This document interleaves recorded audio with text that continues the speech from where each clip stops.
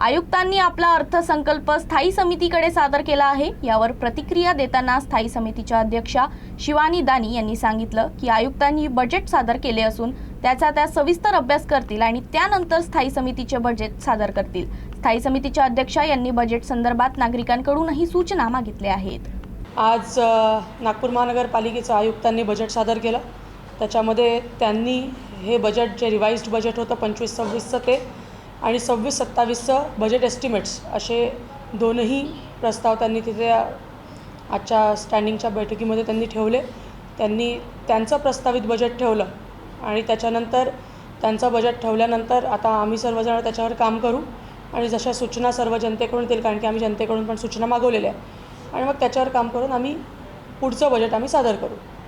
एक प्रस्ताव आणि हा अजून एक प्रस्ताव अशा दोनवर आजची स्टँडिंगची पहिली बैठक झाली आणि याच्या पुढे जे बजेट आम्ही सादर करणार आहोत, ज्याला साधारण 15 दिवस 1 महिना साधारण लागेल, त्याच्यामध्ये जनतेकडून आलेल्या सूचनांचा स्वीकार करून बाकी सगळ्या गोष्टी करून आमचं बजेट आम्ही सादर करू।